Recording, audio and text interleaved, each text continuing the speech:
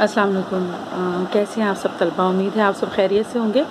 آج ہم جو ہے وہ اسلامیت کے جو سبق پڑھنے جا رہے ہیں وہ ہماری اسلامیت کی سنٹیکسٹ بک بورڈ کی ہی جو ہمارے نصاب میں شامل ہے، اسی کا جو ہے وہ صفحہ نمبر 102۔ اس کے اوپر جو ہم آج جس شخصیت کے بارے میں بات کرنے جا رہے ہیں وہ حضرت خدیجہ رضی اللہ تعالیٰ عنہ ہے۔ آپ جانتے ہیں کہ حضرت خدیجہ رضی اللہ تعالیٰ عنہ کا تعلق امہات المومنین سے ہے۔ امہات المومنین کہتے ہیں کہ رسول اکرم صلی اللہ علیہ وآلہ وسلم کی ازواج یعنی بیویاں جو تھیں نبی کریم کی، ان میں جو سب سے پہلی بیوی تھی وہ حضرت خدیجہ رضی اللہ تعالیٰ عنہ تھی۔ حضرت خدیجہ کا جو ہے وہ ہم تعارف کی اگر بات کرتے ہیں تو ہمیں اندازہ ہوتا ہے کہ حضرت خدیجہ رضی اللہ تعالیٰ عنہ کی ولادت قریش کے ایک معزز گھرانے میں جو ہے وہ ہوئی تھی، اور آپ کے والد محترم کا نام تھا خویلد۔ آپ رضی اللہ تعالیٰ عنہ نہایت نیک خاتون تھیں، اور یہی وجہ ہے کہ اسلام سے پہلے ہی آپ عرب میں طاہرہ کے لقب سے مشہور ہو گئی تھیں۔ اچھا، چونکہ حضرت خدیجہ رضی اللہ تعالیٰ عنہ کے جو والد تھے وہ ایک بہت بڑے تاجر تھے،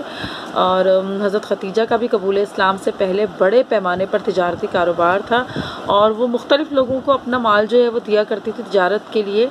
اور اتنے بڑے کاروبار کی لین دین کے لیے آپ کو ایک ایسے شخص کی تلاش تھی جو دیانت اور امانت میں اپنی مثال آپ ہو۔ اچھا، آگے بڑھنے سے پہلے میں آپ کو بتاؤں نبی کریم صلی اللہ علیہ وآلہ وسلم سے ملاقات سے قبل جو ہے وہ، اور یہ جو سارے حالات میں نے آپ کو بتائے ہیں، حضرت خدیجہ جو ہے وہ ان کی عمر 40 برس تھی، اور آپ جو ہیں وہ پہلے سے بیوہ تھی، ٹھیک ہے، یعنی آپ کے شوہر کا انتقال ہو چکا تھا، اس لیے آپ کو اپنے جو ہے وہ اتنے بڑے کاروبار جو لین دین میں ایماندار ہو، دیانتدار ہو۔ نبی کریم صلی اللہ علیہ وآلہ وسلم کی چونکہ شہرت ان دنوں مکہ مکرمہ میں صادق اور امین کے لقب سے عام تھی، لہٰذا جب حضرت خدیجہ تک آپ کی شہرت پہنچی تو آپ نے نبی کریم صلی اللہ علیہ وآلہ وسلم سے درخواست کی کہ ان کا سامان تجارت جو ہے وہ ملک شام لے جائیں۔ نبی کریم نے یہ پیشکش قبول فرمائی اور سامان تجارت لے کر جو ہے وہ شام کی طرف روانہ ہوئے۔ اچھا، اس دوران حضرت خدیجہ نے اپنے غلام میسرہ کو جو ہے وہ قافلے کے ساتھ بھیجا تاکہ جو ہے وہ سارے کاروبار کے حالات ظاہر ہے کہ وہ نگرانی کر سکیں۔ اچھا، آپ صلی اللہ علیہ وآلہ وسلم نے سامان تجارت پر بہترین منافع جو ہے وہ لا کر اس سامان کو فروخت کیا اور واپس مکہ مکرمہ تشریف لے آئے۔ نبی کریم سے جو ہے وہ حضرت خدیجہ کے جب نکاح کی بات کی جاتی ہے تو جب حضرت خدیجہ نے دیکھا کہ نبی کریم نے نہایت ایمانداری سے جو ہے وہ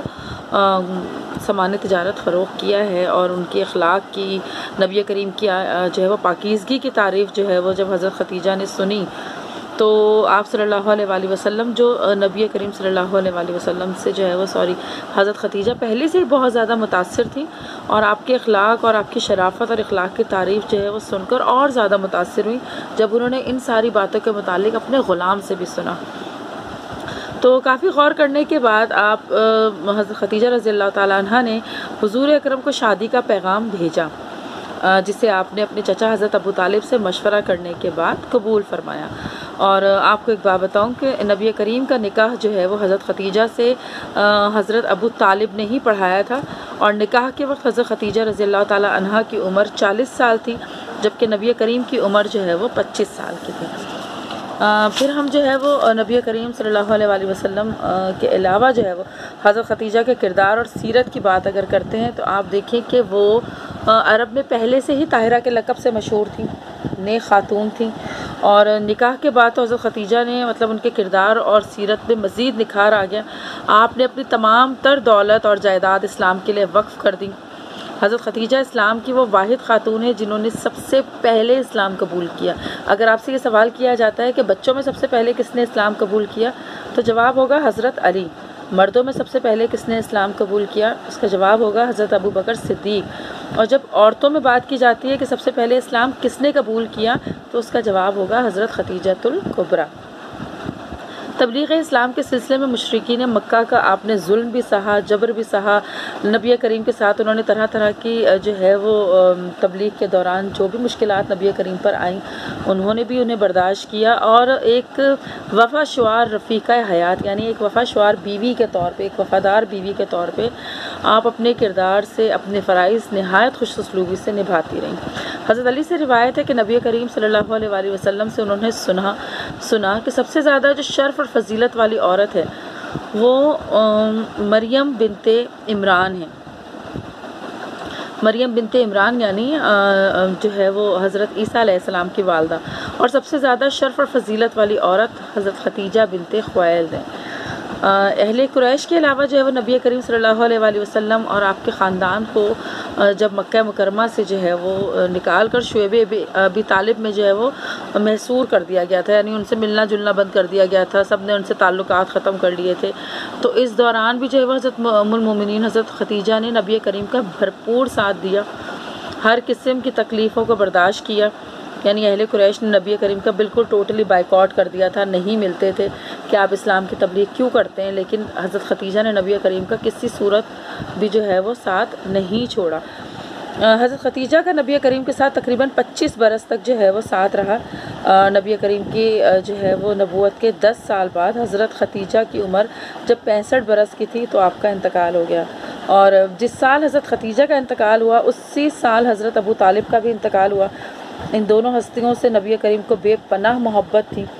اور اسی وجہ سے ان کے انتقال کے بعد جو ہے وہ آپ بہت رنجیدہ ہو گئے، بہت اداس ہو گئے۔ اسی لیے اس سال کو عام الحزن یعنی غم کا سال جو ہے وہ قرار دیا گیا ہے، کیونکہ اس سال نبی کریم کی 2 عزیز ترین ہستیوں کے جو ہے وہ وصال ہوئے، انتقال ہوئے۔ حضرت خدیجہ جو ہے وہ انہوں نے اسلام میں ایک بلند حیثیت رکھتی ہیں، وہ ایک بلند مقام ہے ان کا۔ آپ صلی اللہ علیہ وآلہ وسلم کے ساتھ ساتھ جو ہے وہ ان کے کئی امتیازات، اور ایک منفرد جو ہے وہ امتیاز یہ بھی ہے کہ نبی کریم کی تمام اولاد جو ہے وہ حضرت خدیجہ کے بطن سے پیدا ہوئی سوائے حضرت ابراہیم کے۔ تو جو ہے وہ نبی کریم صلی اللہ علیہ وآلہ وسلم کی تمام اولاد حضرت خدیجہ سے جو ہے وہ دنیا میں آئی۔ بہرحال ہمیں اس سبق سے ہمیں یہ بات سیکھنے کو ملتی ہے کہ اسلام کی تبلیغ، اسلام کے سلسلے میں جو ہے وہ جب آپ اللہ کے لیے تکلیفیں اٹھاتے ہیں تو ان کو حوصلے سے برداشت کرتے ہیں، ان پر صبر کرتے ہیں، تو ہماری دنیاوی اور آخرت کامیابی جو ہے وہ اسی میں پوشیدہ ہے۔ آپ جب اسلام کی وجہ سے آپ کسی قسم کے تکالیف اور مصائب کا شکار ہوں تو اسے برداشت کریں، کیونکہ اسی صورت میں ہماری کامیابی ہے۔ اللہ تعالیٰ جو ہے وہ ہم سب کا حامی و ناصر ہو کہ ہمیں بھی جو ہے وہ اتنی بڑی بڑی ہستیوں کے اخلاق و کردار سے اچھی باتیں سیکھنے کو ملیں۔